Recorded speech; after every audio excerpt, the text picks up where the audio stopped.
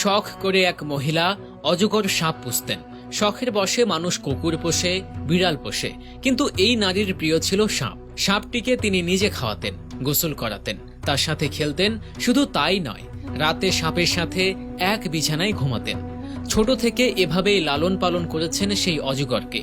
আদর যত্ন পেয়ে সাপটি ধীরে ধীরে বড় হতে থাকে।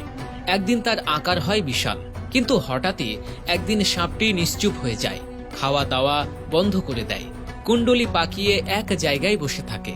কিন্তু রাতে ঠিক আগের মতোই নারীটির শরীর ঘেঁষে ঘুমায়। এ নিয়ে চিন্তিত হয়ে পড়েন তিনি। সাপটির কোনো অসুখ হলো কিনা তা নিয়ে দুশ্চিন্তায় পড়ে যায় সেই নারী।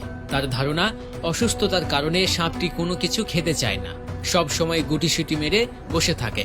এভাবে কয়েকদিন পার হয়ে গেল, কিন্তু তারপরেও তিনি কোনো কিছুই খাওয়াতে পারছিলেন না সাপটিকে।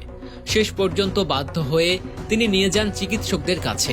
চিকিৎসক সাপটিকে ভালোভাবে দেখে জিজ্ঞেস করলেন, সাপটি রাতে কোথায় ঘুমায়? মহিলাটি তখন বললেন যে সাপটি রাতে তার সাথে বিছানায় ঘুমায়। এরপর চিকিৎসক তার কাছে জানলেন যে সাপটি একেবারে তার গা ঘেঁষেই ঘুমায়।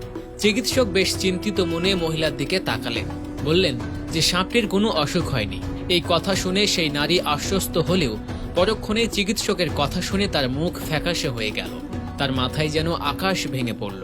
চিকিৎসক বললেন, আপনার সাপের কোনো অসুখই হয়নি, সে আসলে আপনাকে গিলে খাওয়ার পরিকল্পনা করছে।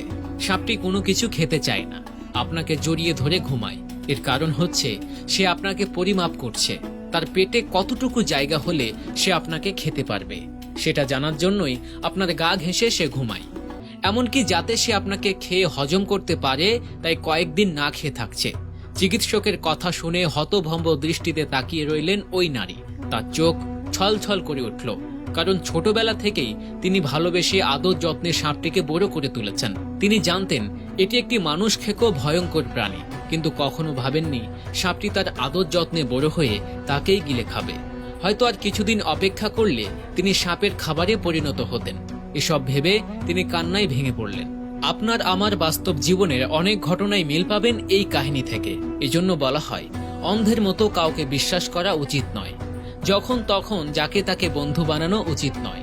এই বন্ধুরূপী শত্রুরা একসময় সাপটির মতো আপনার পেছনে ফোনা তুলবে ছোবল মারার জন্য।